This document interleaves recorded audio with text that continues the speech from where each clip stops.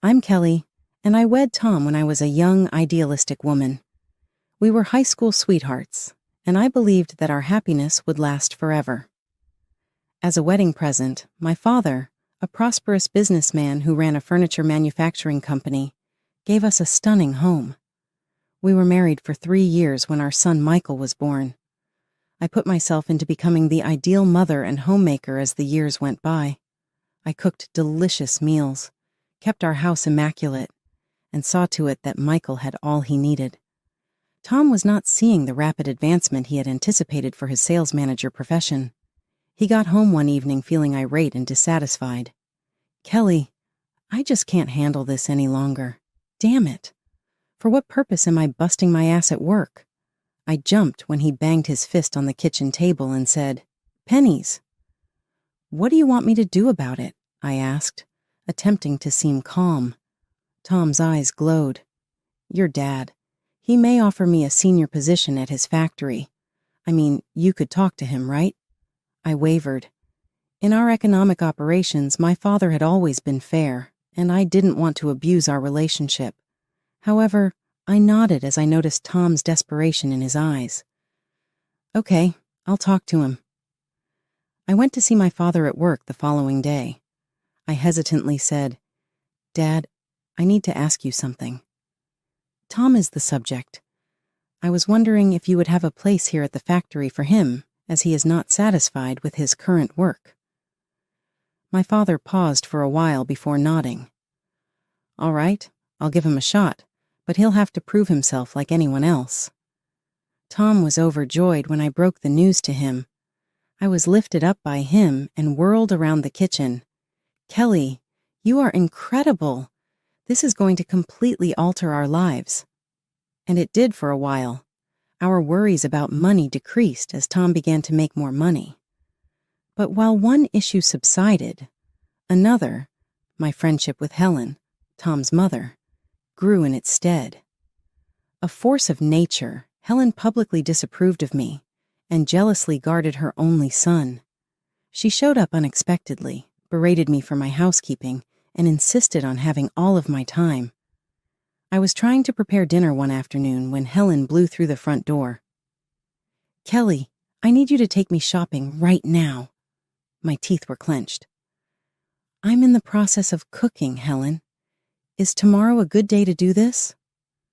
Her gaze grew strained. "Are you saying my needs aren't important after all I've done for this family?" Knowing that a comeback would only make matters worse, I bit it back. "Obviously not. Please give me a short while to complete this." I couldn't help but wonder how my life had turned into this as I drove Helen to the mall and heard her gripes about my cooking, driving, and pretty much everything else. I was a capable, intelligent lady, but here I was, giving in to the whims of others while my own aspirations fell to the wayside.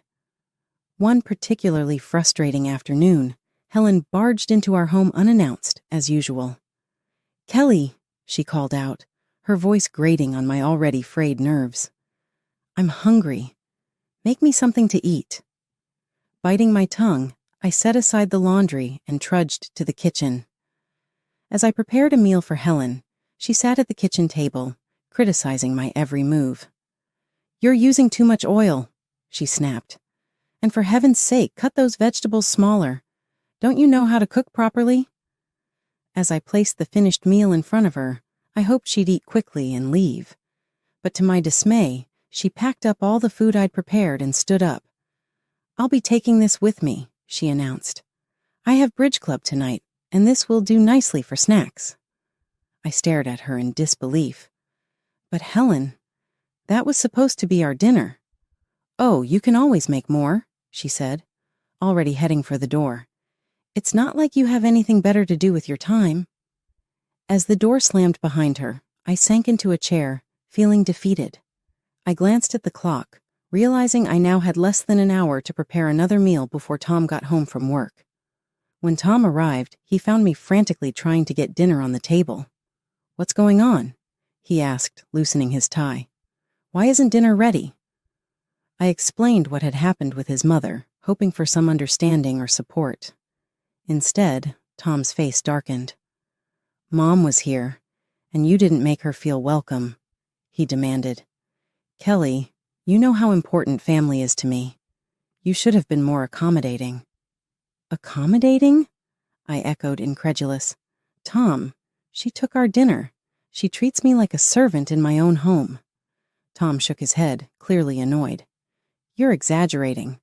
Mom just wants to feel loved and appreciated. Is that too much to ask? As we ate the hastily prepared meal in silence, I couldn't help but feel a growing distance between us. Tom, once my high school sweetheart and closest confidant, now felt like a stranger across the dinner table. One evening, Tom came home from work in a foul mood. His face was red with anger as he slammed the front door behind him. Kelly, he bellowed, your father is a tyrant, a desperate man who humiliates people and uses them like pawns in his little game. I was taken aback. My father had always been fair and kind in my experience. What happened? I asked cautiously.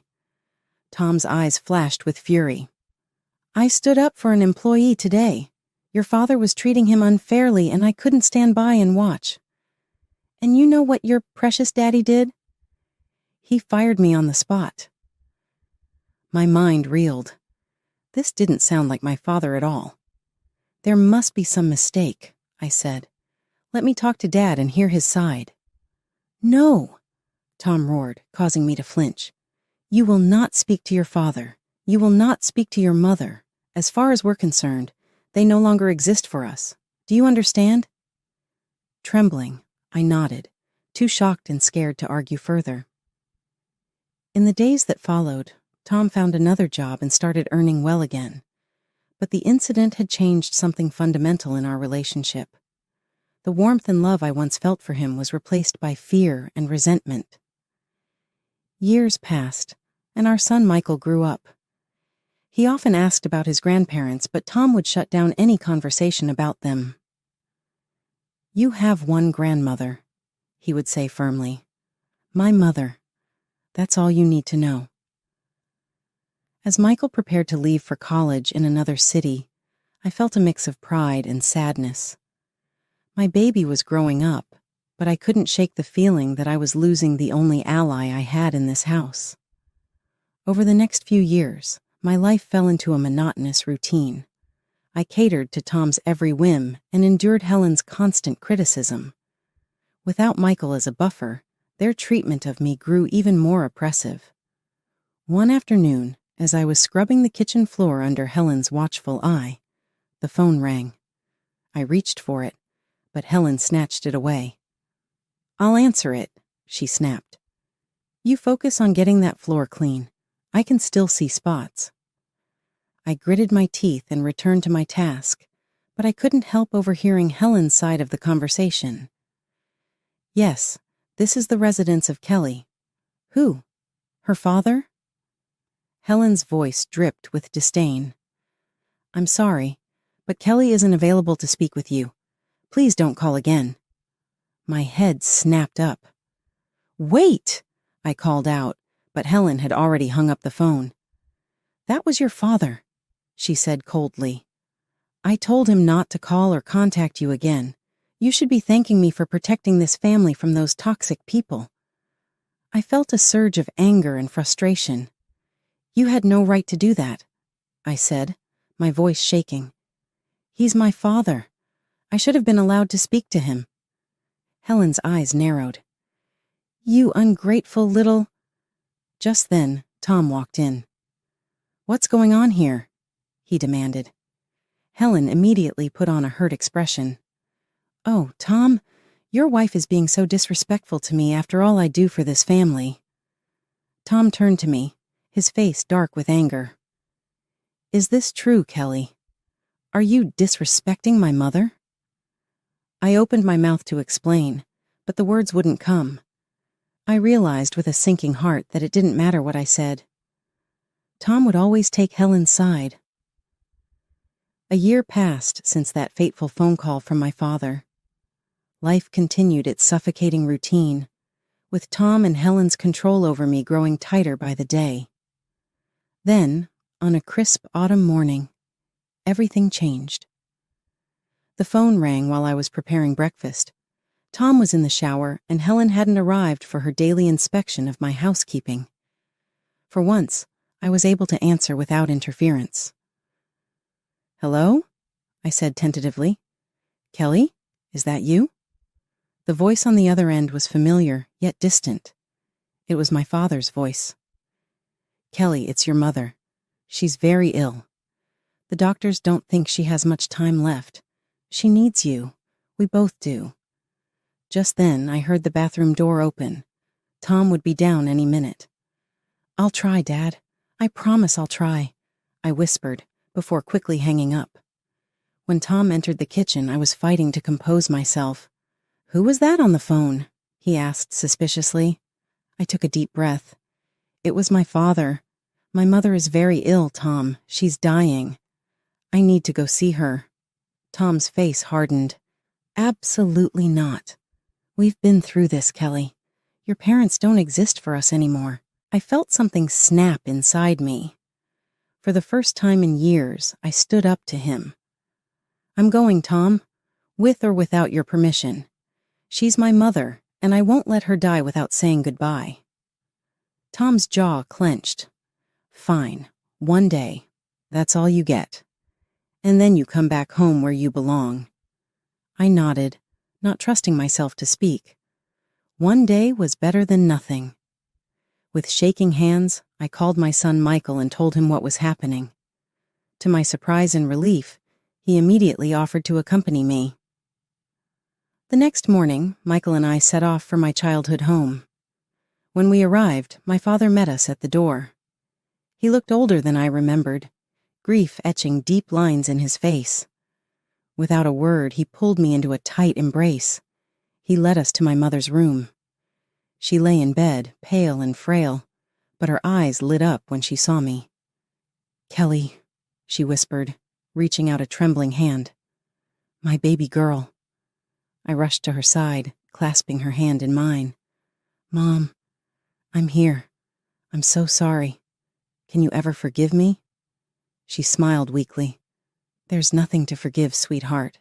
I'm just glad you're here now." We spent the day by her bedside, sharing memories and making up for lost time. As the sun began to set, my mother's breathing became labored. She squeezed my hand and looked into my eyes. "Kelly," she said softly, "promise me you'll live your life. Really live it. Don't let anyone cage your spirit again." Tears streamed down my face as I nodded. "I promise, Mom. I promise."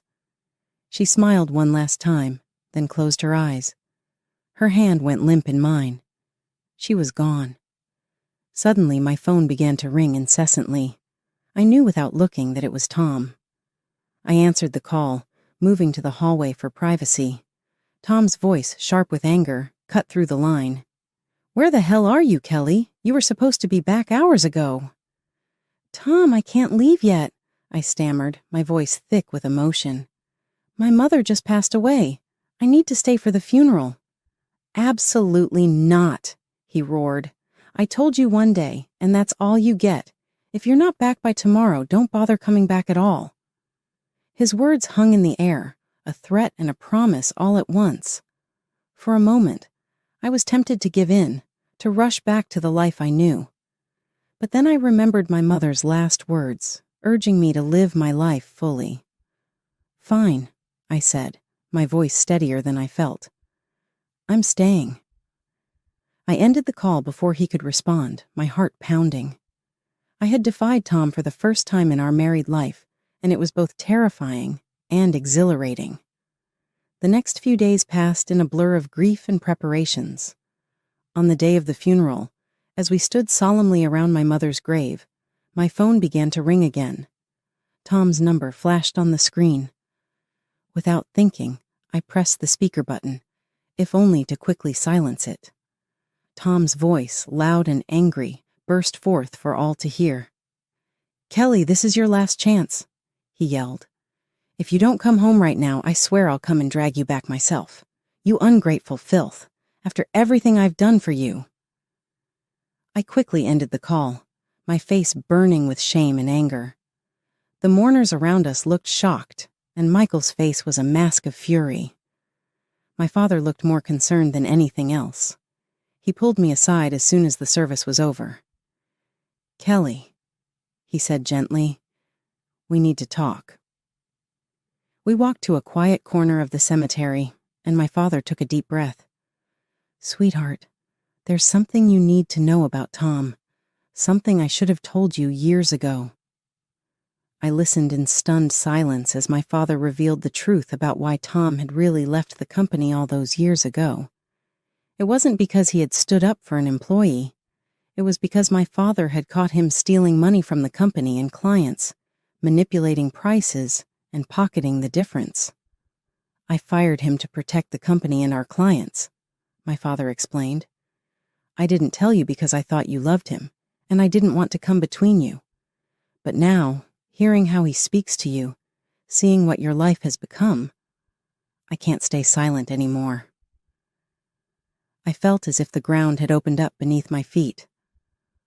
All these years I had believed Tom's lies, allowed him to cut me off from my family, and endured his and Helen's emotional abuse, and it had all been based on a lie. "There's more," my father continued, his voice grave. "I recently heard from a friend that Tom's company is under investigation. There are discrepancies. Kelly, I think he might be up to his old tricks again." As the full impact of his words hit me, I felt a strange mix of despair and liberation. The life I had known was crumbling around me, but from its ashes, I saw a chance for a new beginning. The day after the funeral, my father, Michael, and I decided to return to my house.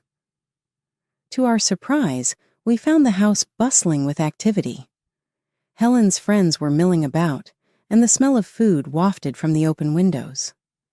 We walked in to find a full-blown party in progress. Helen, holding a glass of wine, spotted us first. Her eyes narrowed as she took in my father and Michael.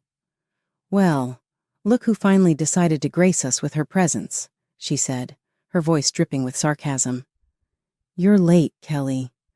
My birthday celebration started hours ago." I was momentarily stunned. In all the turmoil of the past few days, I had completely forgotten about Helen's birthday. Before I could respond, she thrust a dirty rag into my hands. "Don't just stand there," she snapped. "Start cleaning up. These tables won't wipe themselves." My father, who had been silently observing, suddenly erupted.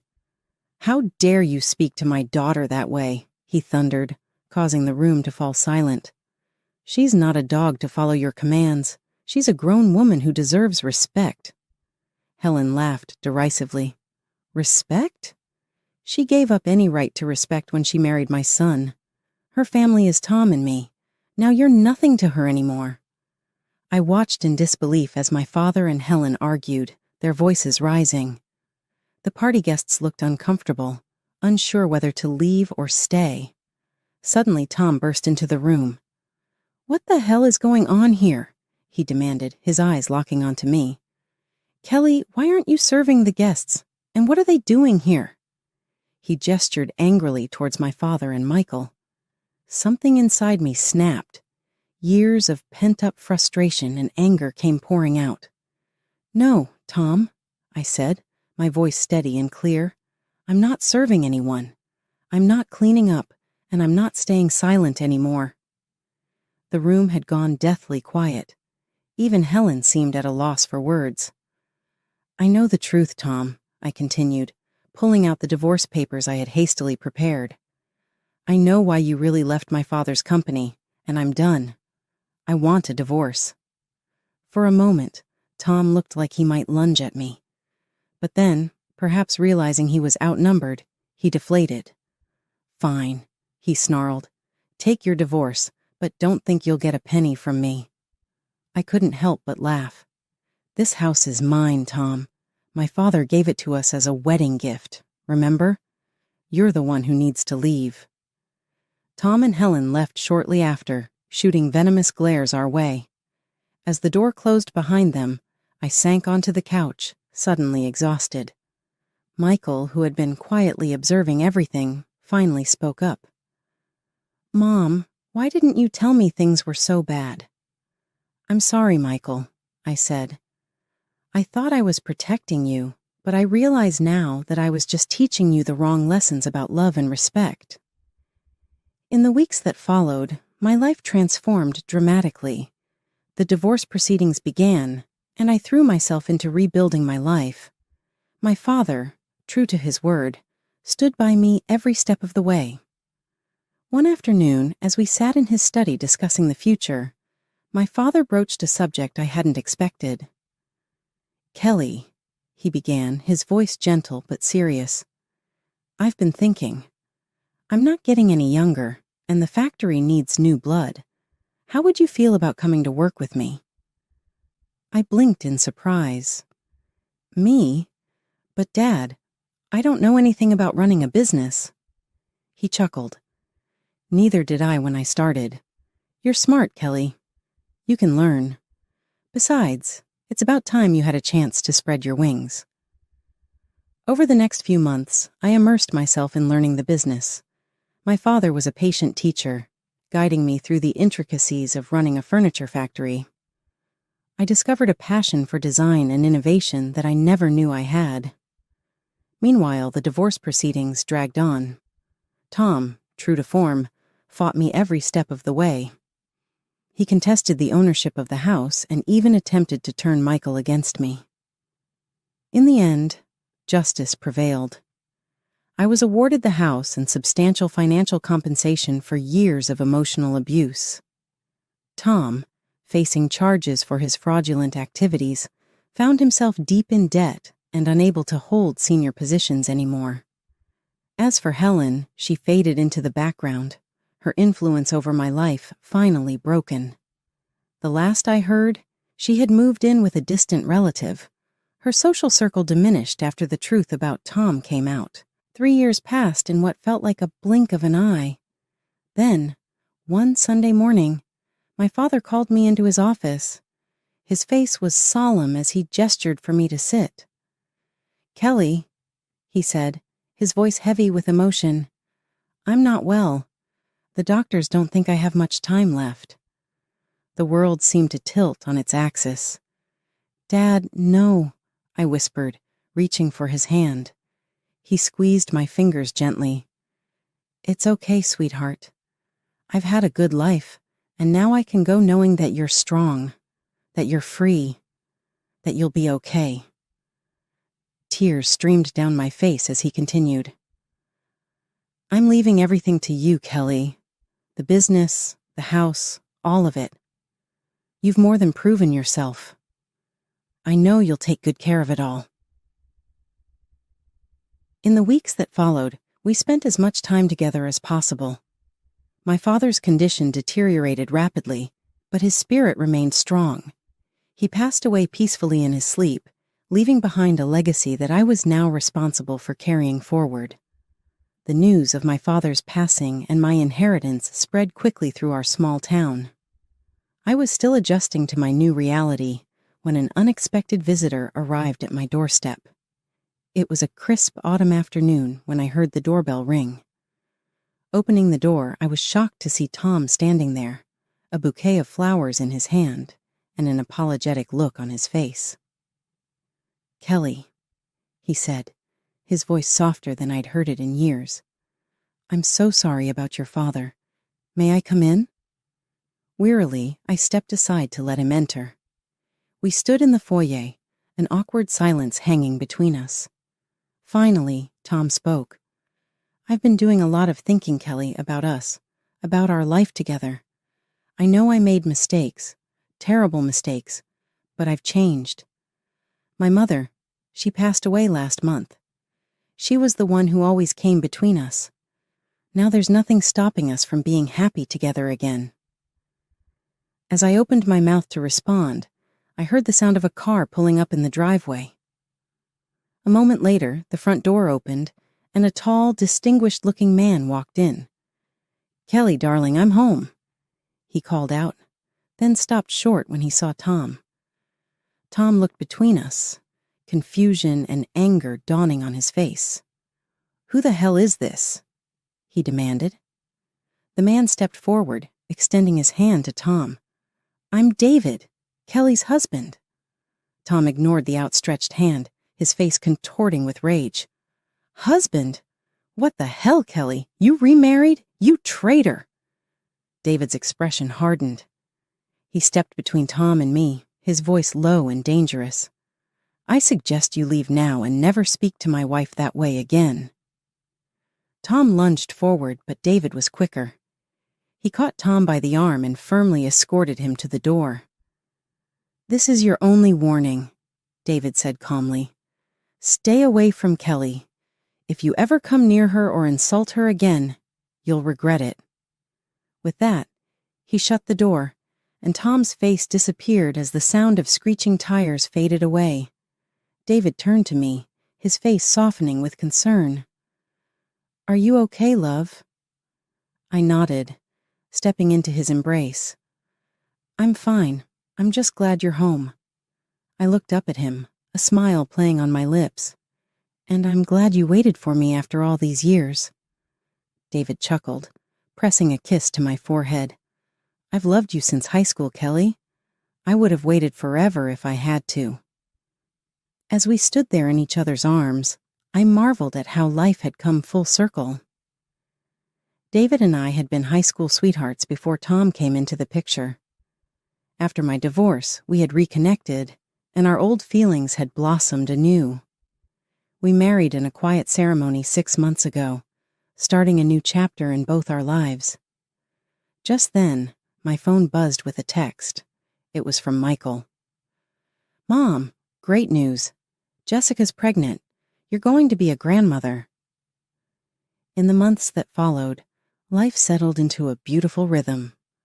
Michael and his wife, Jessica, moved back to our city, eager to be close to family. As they prepared for their baby's arrival, they joined us at the factory, bringing fresh ideas and energy to the business.